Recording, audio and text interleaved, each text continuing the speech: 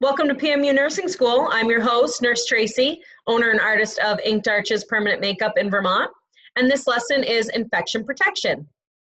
I want to talk about infection because it's very important to our clients. And it occurs when a pathogen like a bacteria or a virus enters the skin and makes the host ill. This can be our client or ourselves as an artist. Skin infections can be antibiotic resistant and more costly to the client than the actual permanent makeup procedure that they had done. It can require long-term IV antibiotic treatment and permanent scarring and poor ink retention, which can make them a poor candidate for a future procedure. Something that's important to remember is that inflammation or redness, heat, swelling, and pain are an important part of the healing process. Something that's also natural is loss of sensation temporarily at the site we're working on, usually because of the topical anesthetics that we're using. Inflammation can be present without an infection, but infection cannot be present without inflammation. So always tell the client if the redness, heat, swelling, and pain worsens in the few days following the procedure, they need to seek immediate medical attention. Bloodborne pathogens like bacteria that overwhelms the bloodstream, also known as sepsis, can occur. Hepatitis B or C, which are viruses that can cause permanent liver damage and scarring, can occur. And HIV can turn into AIDS, which is permanent damage to the immune system caused by a virus. And we want to make sure that we are always cleaning our equipment and our shop appropriately and washing our hands to prevent the spread of bloodborne pathogens to our clients or to ourselves. If our client has signs and symptoms of an infection, they need to seek immediate medical attention, and you should not have them delay treatment by giving any advice. It is outside my scope of practice as a nurse to recommend any topicals or to recommend any action to be taken other than to seek medical attention. You don't want to ruin your reputation by telling the client to do something that will delay their treatment and cause a worsening outcome. You also want to check on them even if you're embarrassed by what happened during the procedure, during the outcome of the procedure, or if the client doesn't want to come back to you. You always want to make sure at least the lines of communication are open. You want to check out dates and make sure to eliminate anything that may have been in your shop that could have caused the reaction or the infection to the client. And that means a commitment to change if you find anything or learn of anything that could have caused an allergic reaction or skin infection for your client. That includes cheap metals, cheap inks, anything that you think or have heard can cause the client a bad outcome. Get rid of it. Because infection does, after all, begin with the artist. It's not always the client that we can blame. We are in control of a lot of things, like washing our hands at the start of a procedure and never opening the client's skin without vigorously rubbing with at least 70% isopropyl alcohol. Unless it is lips or eyes for eyeliner, we want to use distilled water. We want to make sure to regularly clean our station and our equipment, and we want to make sure to do that even if we put it away clean the night before, because we don't know if somebody else in our shop has touched it or moved it, or if bugs have landed on it.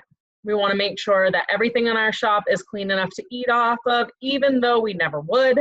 And we want to do a deep clean, not only every week, every month, but regularly between clients to make sure that we have a reputation for being spotless. You don't want to risk cross-contamination. Never reach into your supply cabinet or multi-use packages with dirty gloves or dirty hands, and dispose of any equipment immediately that you think may have been cross-contaminated, because it's not worth risking your reputation or possibly infecting a client with a bloodborne pathogen.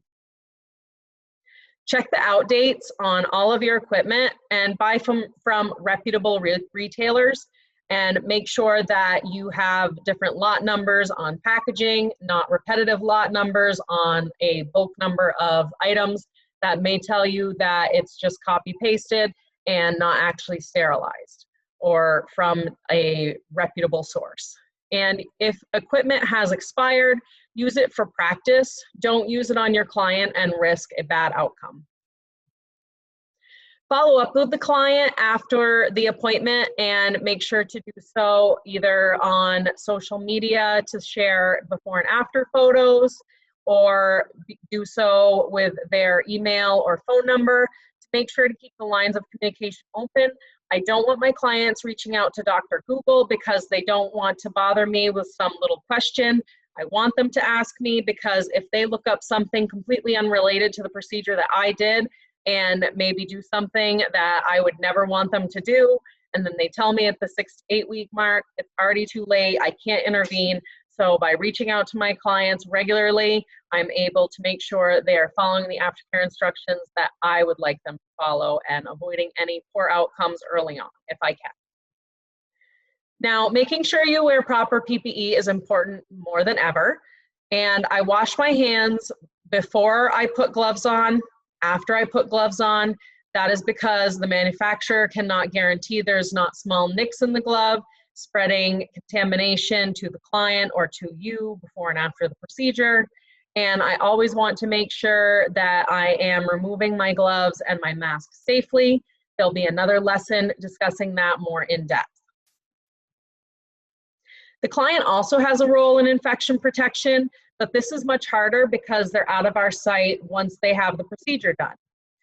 They will tell you that they're going to wash their hands before they apply aftercare and that they apply your aftercare exactly as you instructed, but they don't. They touch their own face with unclean hands right in front of you as you show them the outcome of the procedure.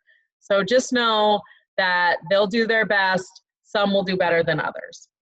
You will tell them not to use makeup, not to use lotions or sunscreen that they've opened prior to having the permanent makeup procedure, because it may already be contaminated and spread infection to the fresh skin that's been opened. But they're going to send you a selfie, or you're going to see them out and about and they're going to have makeup on. So you just have to make sure you tell them and do your best. You're going to tell them not to work out. You're going to tell them to avoid swimming and saunas, because salt in a wound washes out the ink, but you're going to see them posting sweaty selfies and telling you that they ran a marathon or they were out in the sun all day without any protection right after their procedure. And it's important to know the difference between infection and allergic reaction, but again, remember, we always refer clients to medical help immediately. We never delay treatment by giving any recommendations, unless we are just sharing the comment that it seems like normal healing to us according to the aftercare instructions that we have shared. Infection signs and symptoms are a localized rash, pain, swelling, redness, fever, and chills. While pus is not an official sign of infection, if you notice that you have green or smelly discharge from the wound and not the odorless straw-colored serum that you expect from the fresh skin, then you would question that you have an infection. An allergic reaction is a little bit different, but can have some of the same signs. It's skin irritation, redness, itching, swelling, blistering, but it's usually weeping, crusting eruptions, or hives, which are itchy bumps or welts, which don't usually have pus unless the irritated skin becomes infected after a little bit. Now, can you work on a client with a previous tattoo or an allergic infection? I have, and I've done that only after taking a thorough client health history. I wanted to make sure I knew as much about their former procedure that caused the reaction as possible, and they had only had one previous reaction and 2 PMU procedures. And it was on brows, and they had no appearance of scarring but poor ink retention. So I proceeded with caution, and the client did have a good outcome.